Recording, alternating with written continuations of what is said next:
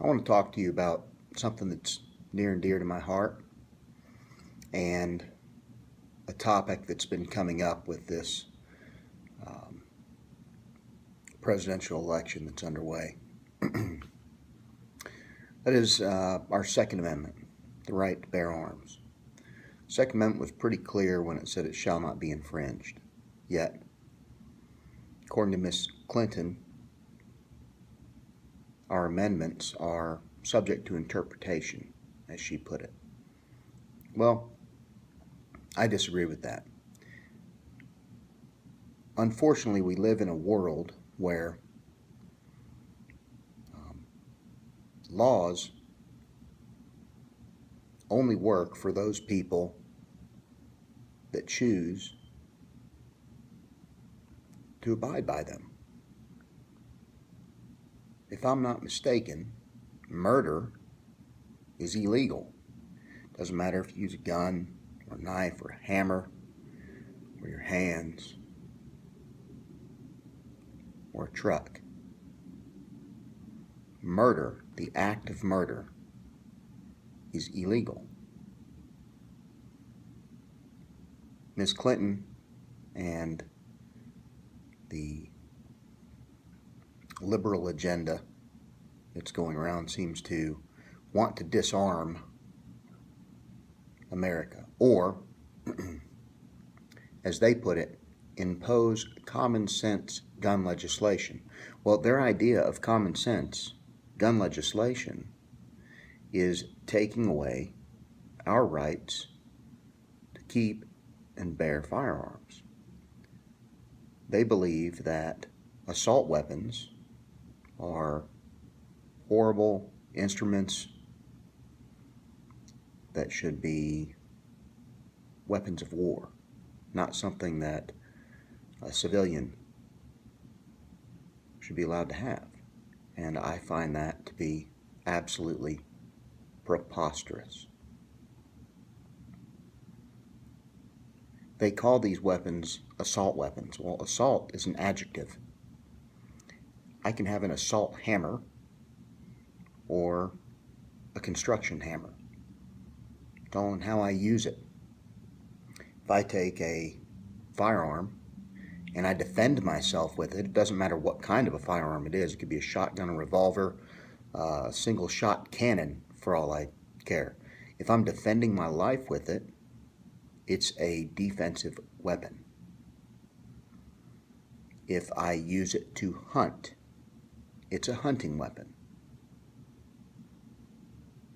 If I use it to assault somebody with, then yeah, it would be an assault weapon. But to label a gun because it's black and it has a magazine that can be detached and reloaded, but to label that gun an assault weapon simply because of the way that it functions is ignorant.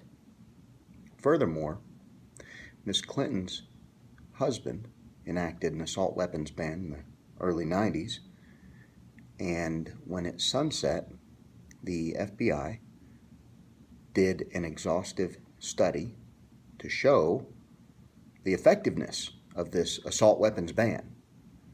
The Brady Bill.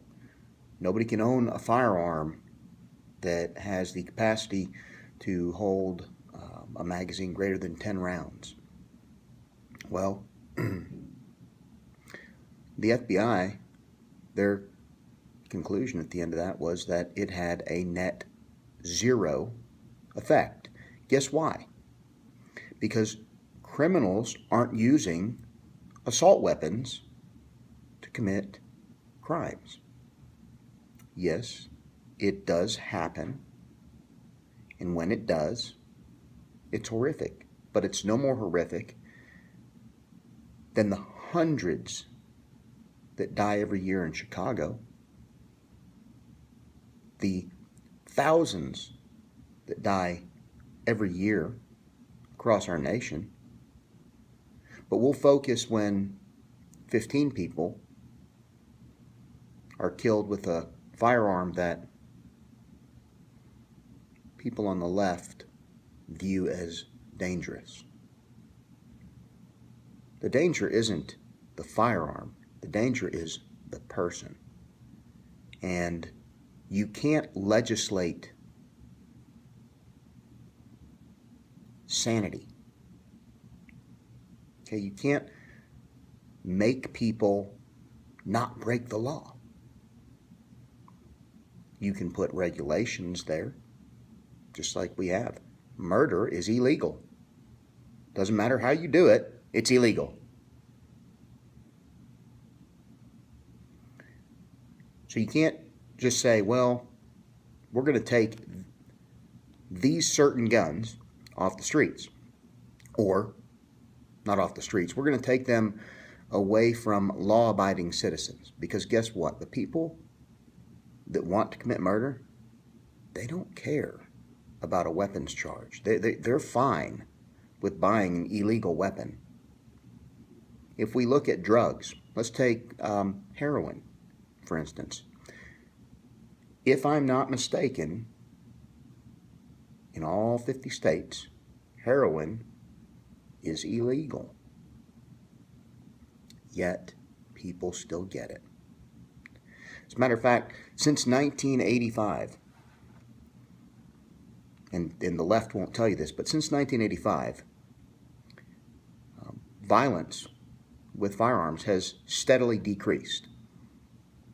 This is in part due because of good regulations that are in place, background checks that are currently being done. Despite what you hear on social media and from our own president, background checks are being done for people buying firearms. It's an FBI database check. Sometimes things slip through the cracks and a person is allowed to purchase a firearm that shouldn't have been. Well,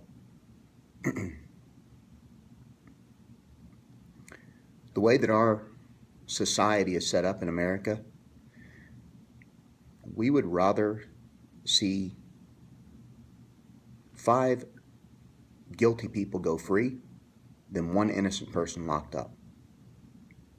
That is just the way it is. And the FBI, as great as they are, sometimes things slip through the cracks with them and their background checks fail us. Does it mean that the system is broken? No. If we look back to 1985 until now, 2016, violence with firearms has decreased. Let me repeat that. Violence with firearms has decreased. Over time, it has decreased. That is the only way that we can measure whether or not what we're doing is actually working. We can also look at automobile crashes and improvements in technology, improvements in roads, have helped lower the death toll caused by car accidents. Over time, you can't institute a regulation and expect it to overnight make a gigantic difference. It just doesn't work that way. So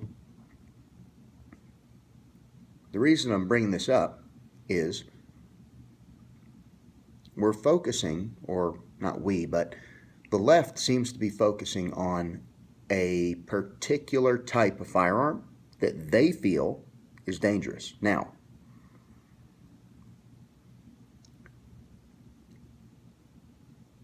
hands down, it is the least used tool for murder of all of the firearms combined. As a matter of fact, according to the FBI, more people are killed annually with hammers than they are with not just assault rifles, but rifles of all kinds. Hunting rifles, quote-unquote assault rifles, target rifles. Mix all of them into one big group, and more people are killed with hammers than they are with the dreaded assault rifle. I don't see anybody trying to put a ban or a background check on buying a fucking hammer. This is insane, people. This is insane. So we're trending the right way with gun violence over time. We have studied the effects of quote-unquote gun control with assault weapons ban over time, and we have seen that it had zero net effect. And our government wants to disregard that data and make law based on emotion.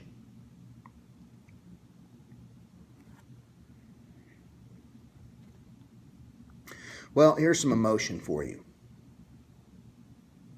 Since 1985, during the same time that gun violence has gone down, drug overdoses has risen 400%. 400%. More people died last year from drug overdoses than they did from car accidents.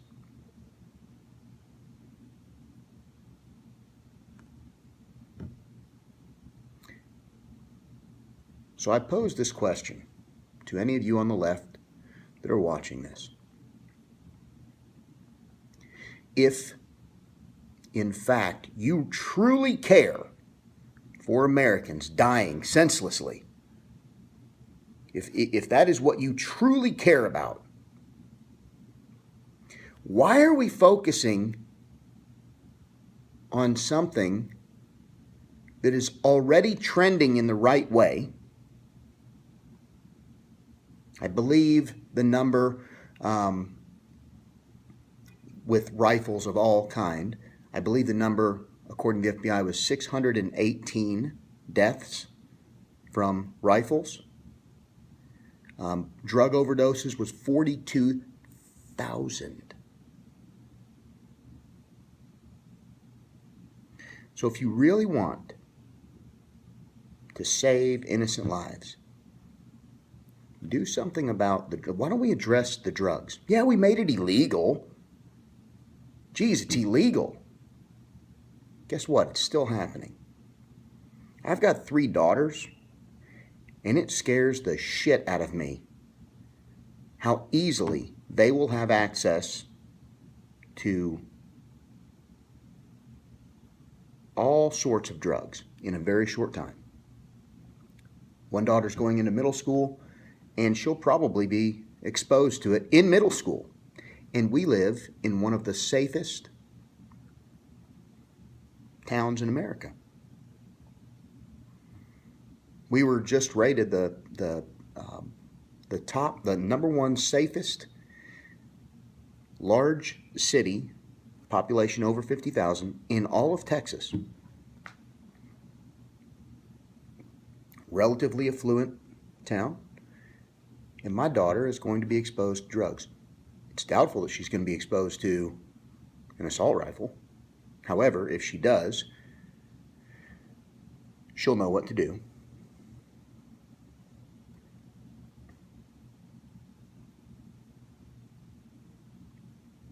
It just makes no sense to me that these idiots on the left want to blame guns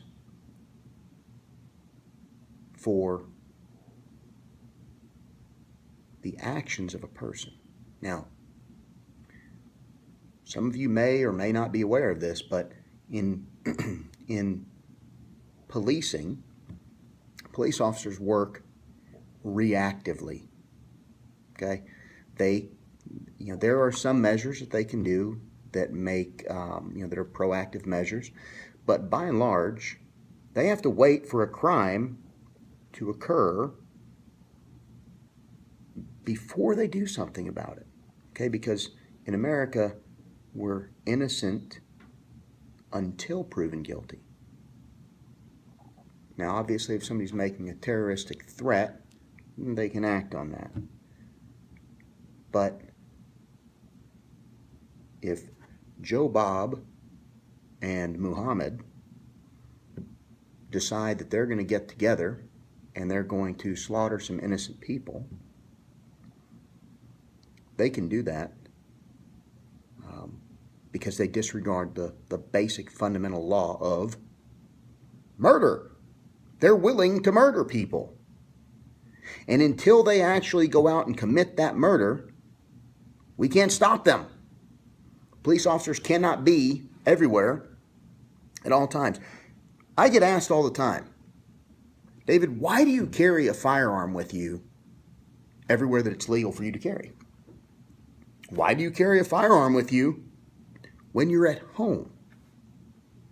My answer is simple. Because a police officer is too heavy to carry. I would love to have a personal police officer be with me all the time. If something were to occur, that police officer could act on my behalf or on the behalf of my family or my friends. That would be incredible. But the fact is, first responders in America, they're not just the police. They're not just firemen. If your house is on fire and your children are upstairs and the flames aren't to them yet, are you going to sit downstairs and wait for the fire department to show up to go get your kid? Or are you going to go do something about it yourself? Because if it's me, I don't care if I have to run through flames. I'm coming out of there with my babies. I assume you are too. It's no different in a gunfight. If somebody wants to hurt you, like they did in Sandy Hook, if you hide and do nothing, you will die.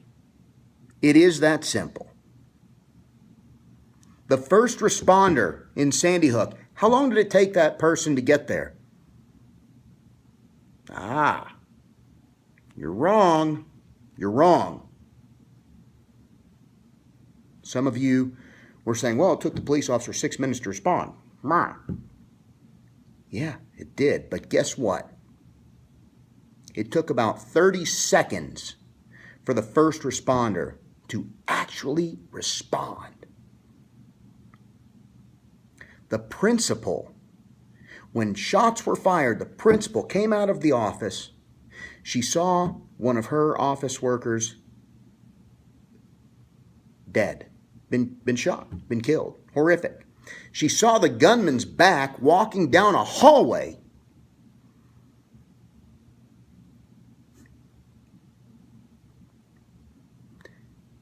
And guess what she didn't do? She didn't sit back and wait for police. Guess why? Because she was in battle, and she knew if she waited, more people died. So she responded.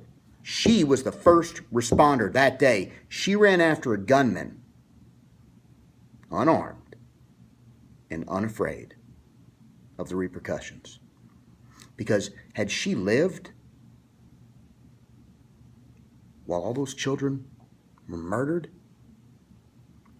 that alternative was worse for her than going and taking action herself. The odds were not in her favor. She knew she wasn't going to survive that, but she knew that she couldn't live with herself if she didn't try. Much the same as many of us that have kids. If our house was on fire, we would go and try to save them.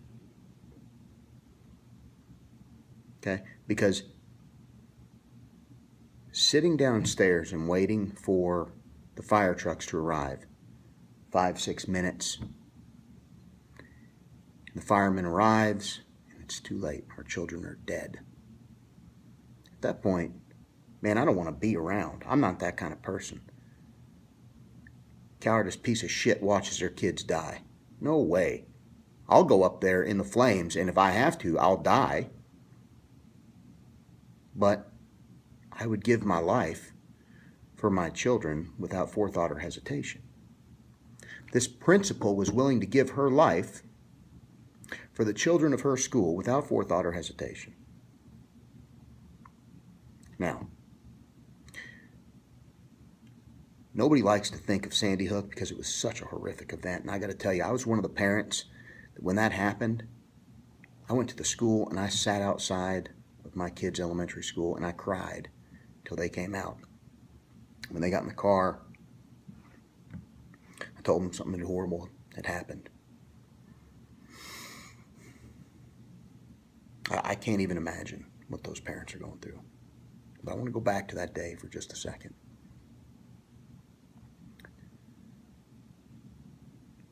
We have to be smart enough to analyze crimes. Since we can't prevent them from happening, I think Tom Cruise did a movie once where some psychics would dream about something and they would go stop crimes before they happen, but that's make-believe. In today's world, the crime has to occur and then we react to it. But what we can do is we can take the data from a crime and we can learn from it. There's nothing wrong with that. Take emotion out, let's look at the facts, and let's try to save lives going forward.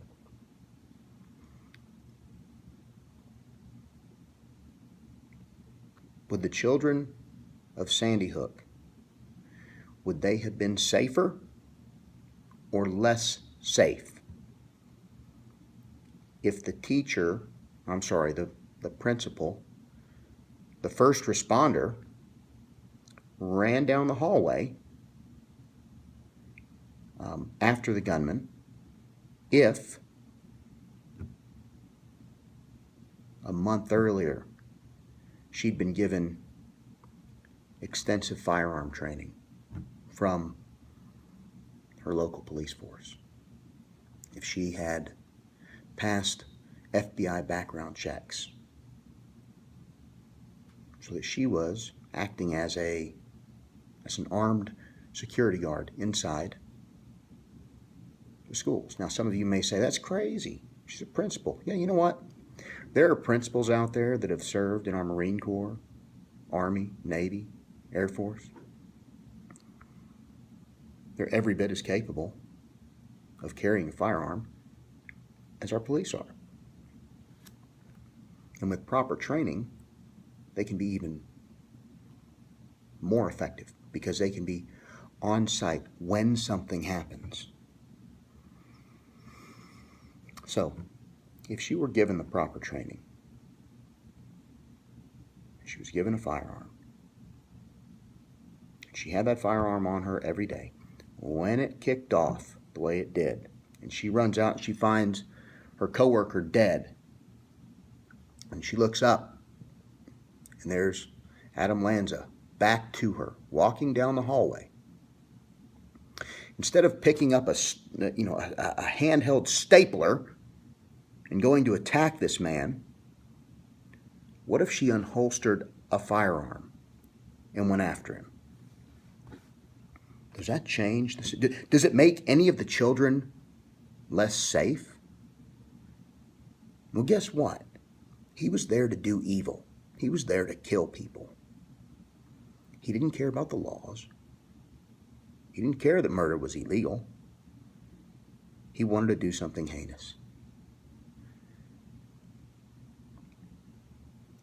But, alas, she went out unarmed. and she was cut down.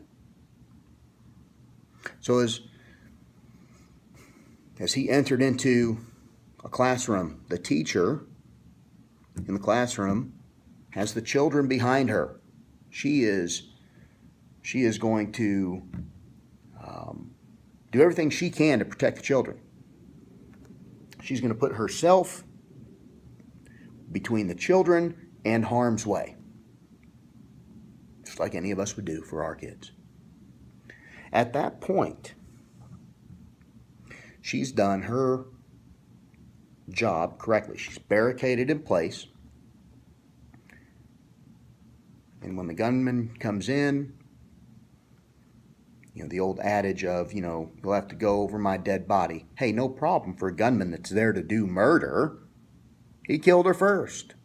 What if instead, when that gunman entered the door, all the children were behind the teacher, and the teacher had a firearm pointed at the door. When the gunman came in, he got a surprise. There's somebody with a firearm, because guess what? To defeat someone with a firearm, you need to have someone with a firearm. Oftentimes, we call the police. They have firearms. But they weren't the first responder. The principal was. And the principal didn't have a firearm. Then the teacher was. And the teacher didn't have a firearm. And then children were executed.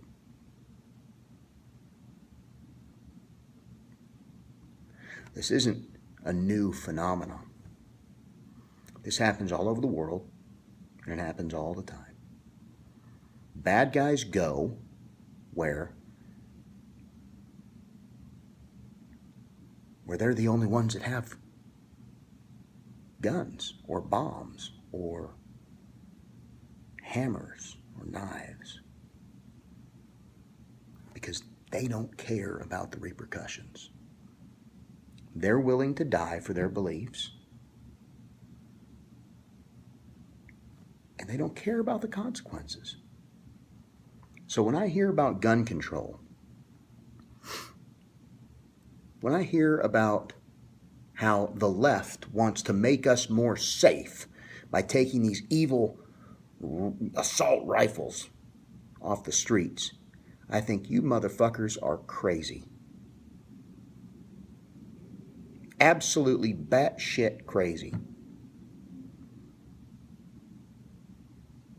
Because until you can get in the head, in the mind of the crazy person, you're not going to stop this. But I'll tell you, you can limit the damage. You can limit the damage. Instead of controlling what law-abiding citizens are allowed to own, how about allow them to defend themselves? How about allow them to carry firearms on campus? How about give training to our teachers to carry firearms? I was at a local school board meeting where we were talking to the superintendent, and he said, well, we're putting a lot of money into technology and cameras all across the school, and as police officers roll up, they can hit a button in their squad car and all the cameras from the campus show up on their screen, so they can find out where the guy is quickly and get to him. Okay, cool. That's good technology. I have personally never seen a video camera jump off a wall and go disable a gunman. But I get the intent. It makes the police officer's job easier when he gets there. And that's great. Average response time is 5 to 7 minutes. He's going to flip on the TV when he gets there. It's going to take him maybe another 2-3 minutes to decipher what's going on, where it's going, and be en route to intervene. Looking at 10 minutes maybe before a bad guy is engaged with the police officer. and that's too long. We saw what happens in Sandy Hook when they're given just minutes. We saw what has happened in France. The guy didn't use a gun, he used a truck. He went and smashed and ran over people. What if those people, somebody would have had a firearm?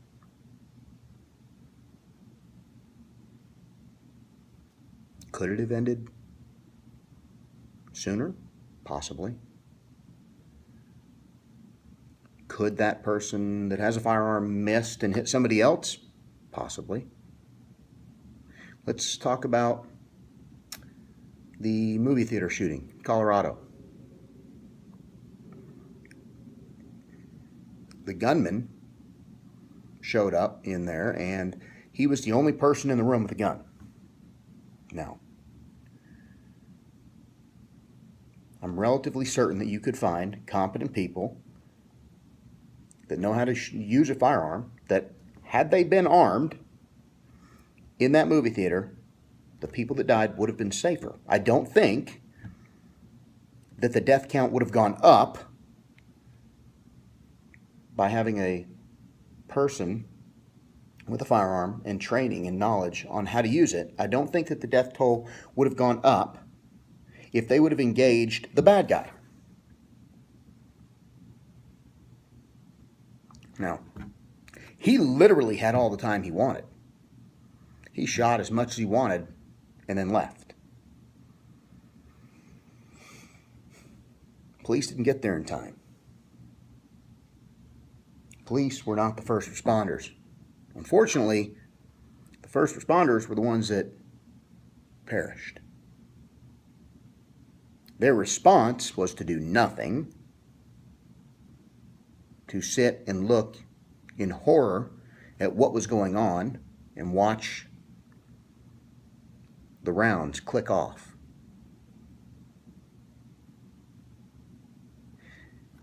Until we as Americans begin acting with intention to stop this violence, it's going to continue. If the net result of a gunman